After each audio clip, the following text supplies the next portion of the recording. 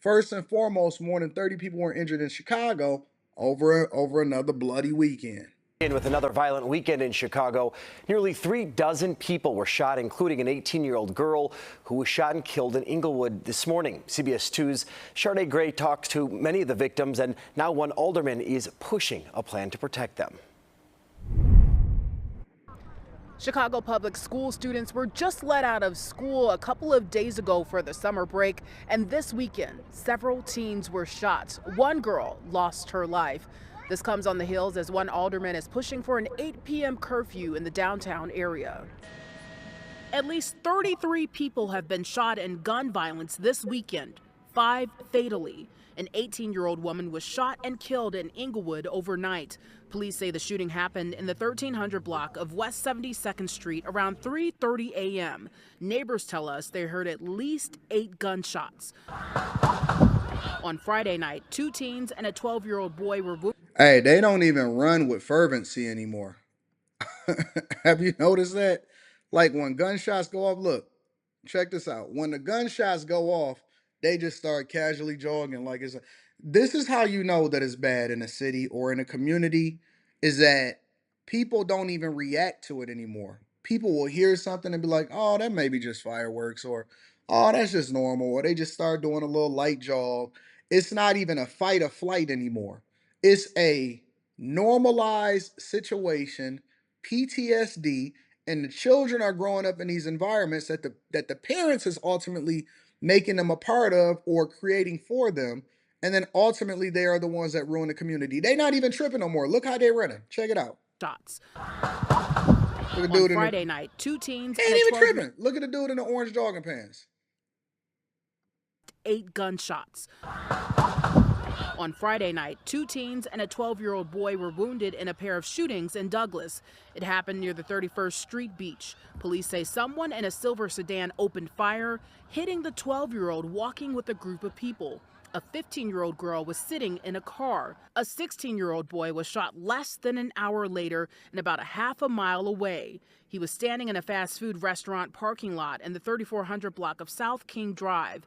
This all comes as Alderman Brian Hopkins says he plans to introduce a new curfew for teens for the Central Business District. He's proposing the curfew to begin at 8 p.m. for those under the age of 18. Like they just jogging. This comes They after ain't even residential tripping. complaints about the increase in violence incidents in the Loop, the Magnificent Mile, and Streeterville the last month. In May, a video surfaced of a knife fight on the Mag Mile. A group wielding large knives was seen swinging at each other outside the Chicago Marriott downtown hotel. Days later, a woman was robbed of her belongings at gunpoint near Federal Plaza. Police originally said they planned on enforcing a 10 p.m. curfew, with more businesses also enforcing a policy requiring teens to be escorted by adults to prevent problems. Under the new curfew proposal, teens attending city events such as Lollapalooza or NASCAR and those with jobs in the area would be exempt. Sade Gray, CBS 2 News. So I know that people keep complaining and saying, why you keep reporting on Chicago? Why you keep committing crime in Chicago? If you want me to not report, then all you got to do is solve for the crime problem. If you want me to not report, then all you got to do is stop having children out of wedlock. If you want me to not report, then you need to keep control of your kids and keep them inside of the crib. Only hit dogs holler. There's no reason why first week out of school for Chicago students, you got over 30 people shot, hurt, stabbed, destroyed, taken over. No word from the mayor. Police chief, over 2,000 officers down. But guess what? They got the Democratic National Convention going. That's coming. The Democratic National Convention is coming to the city. Anyways, in addition to that, a New York police officer is arrested for a road rage incident. Check it out. The big story on Action News tonight is the arrest of a New York City police officer accused of shooting a man in Camden County in an apparent act of road rage. This the scene just moments ago in New York City. Officer Hugh Tran, shackled as he's escorted out of a New York City courtroom. Tran was arrested yesterday while on duty at the NYPD. He's now charged with causing this crash in Voorhees back on May 17th after prosecutors say he fired at another driver on Route 73 using his police-issued gun. Action News' John Paul live in Voorhees tonight. John, as we understand it, Tran is being extradited to New Jersey as we speak right now.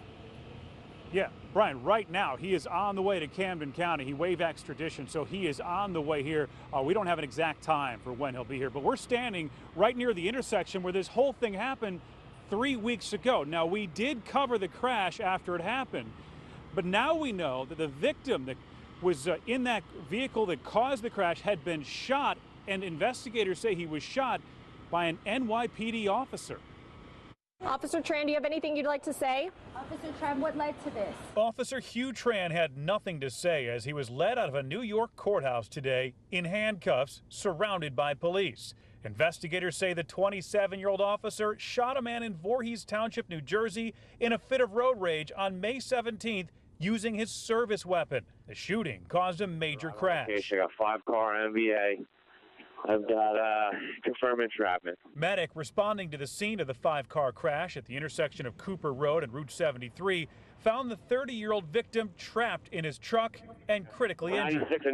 Somebody said undertraining cops. No, this don't have nothing to do with undertraining cops. This got everything to do with character issues.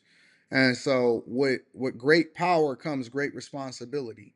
And so training somebody don't have nothing to do with whether or not you got a road rage incident. You get pissed off at somebody, you know you're a police officer, you know you're supposed to be held to a higher standard, but instead what you do is you wind up firing your service pistol at somebody because you pissed off and you ain't thinking.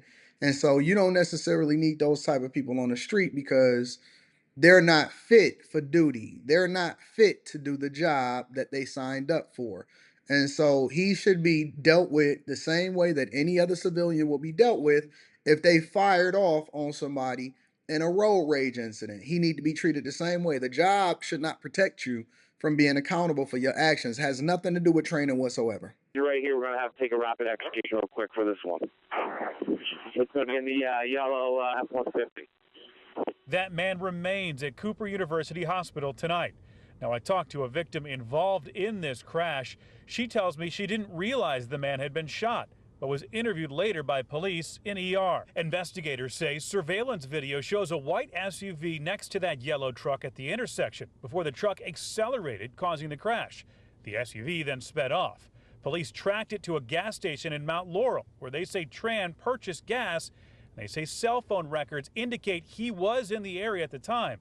Ballistics show the 3 bullets that were fired came from his service weapon. He was arrested at the New York City Police Department yesterday and faces charges of first-degree attempted murder and second-degree aggravated assault.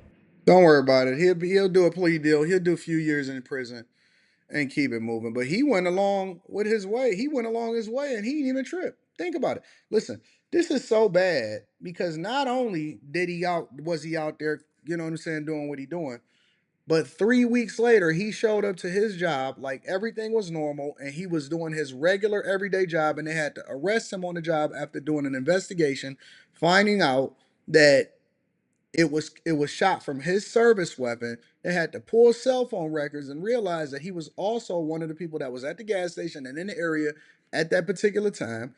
And then they held him accountable as a result of it. I don't disagree with anything that they're saying right now. He needs to be held accountable for his actions 100%. And then last but not least, a man getting the longest sentence in the U.S. in 448 years for human trafficking. Check it out. Developing now an incredibly lengthy sentence handed down in the last hour and a half in multiple human trafficking cases. The victims of this man, Robert Hawkins, detailing the horror they went through before a judge delivered that sentence that'll take multiple lifetimes to fulfill. Fox 31's Nicole Fierro joins us live at the courthouse with this historic sentence. Nicole.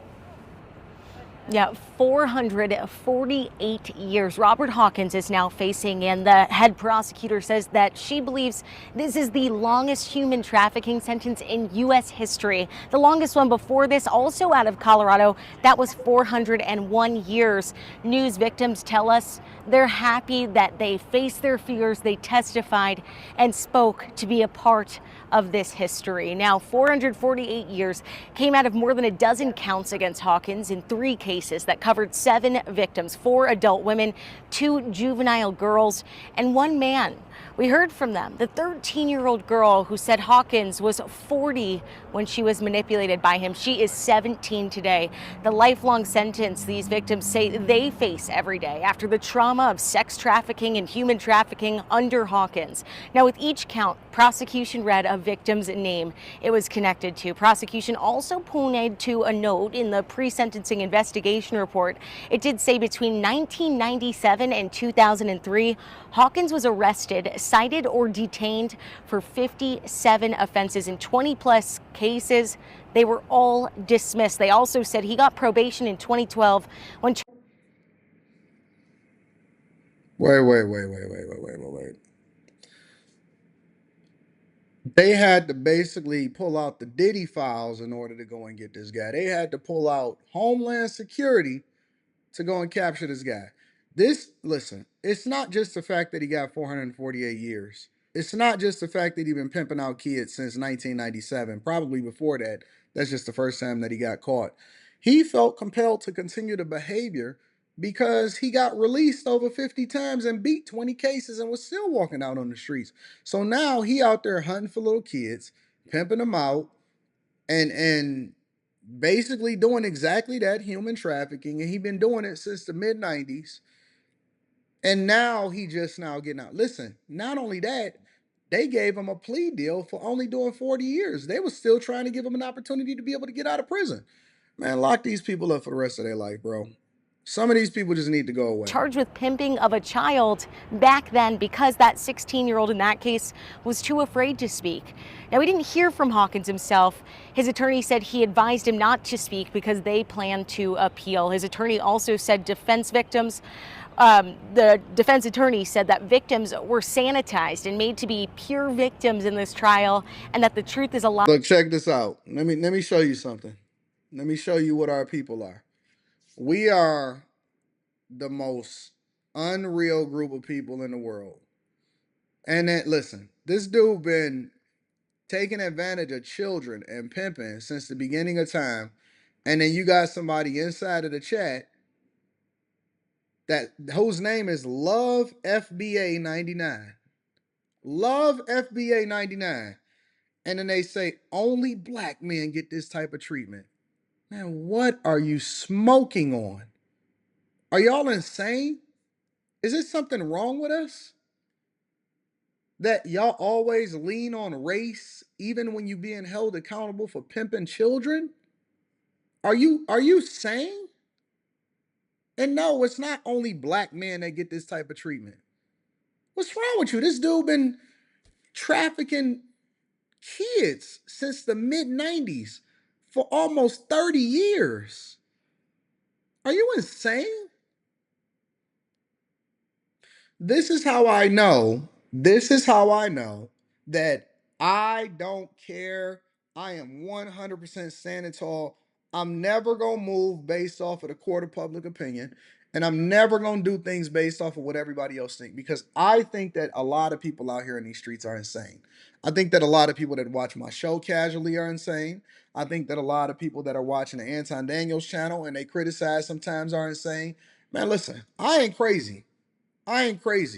Y'all keep running with this diversity, equity, and inclusion mindset. Meanwhile, it's a whole bunch of kids out here getting pimped. And you leaning on a black trope. Jesus Christ. A lot more grayer. Now let's hear from one of the victims herself and a juror in this case that went 15 days long. The juror is going to speak first. The weight of it, knowing that so many people had experienced such trauma and over such long periods of time, it was really just difficult to hear those testimonies and those stories. It feels great. I just want other women, children, men, kids. It's not just women, and it's not just men that sex traffic people. It's also women. And I just want whoever is a victim to come forward, and it's okay. It's okay to come forward and get justice that they deserve. That victim tells us the first time in years tonight she believes she is going to sleep well tonight, that it was scary seeing him in court again. Now, also, this ended right around 4 o'clock, immediately after we spoke to the juror, the victim. Then we went right into a press conference with the DA, the FBI, Denver police. They say that they hope this historical sentence sends a message that human trafficking will not be tolerated in this community and will be aggressively prosecuted. We'll hear a lot more. The only thing that I gotta say in addition to this, and I think that he deserved every year that he get, the only thing that I'm gonna say in addition to this is now I want them to go and chase down the people that's really out here human trafficking on a national slash international scale. Yeah, I believe that there's a lot of big players involved. I believe that it goes all the way up to the top. I don't think that this migrant crisis is only as a result of people bringing people in here to fill jobs or, wealth building inside of America. I believe that it's a whole crime syndicate, and this is just my personal opinion. I believe that there's a whole crime syndicate that's happening out here, and the major players are not the ones that see y'all just small time. I believe this dude is a monster, and he absolutely deserves to get the sentence that he got. But I also believe that there is bigger, much bigger players. I think that human trafficking is much bigger than drugs. It's much bigger than drugs. It's bigger than all of the stuff that we get distracted by on a regular basis. And there are some major players, and there could be nothing more profitable and easily moved, especially under the guise of a migrant crisis, than to move people back and forth across. When you be seeing these people and they be crossing the border and it be all men sometimes, and you be thinking to yourself, well, where's all of the girls? You think they just mysteriously decided to take another way, a different way than all of the men? Bush. Anyways, let me not get into it. Let me not get into it. Ladies and gentlemen, that is your quick hits.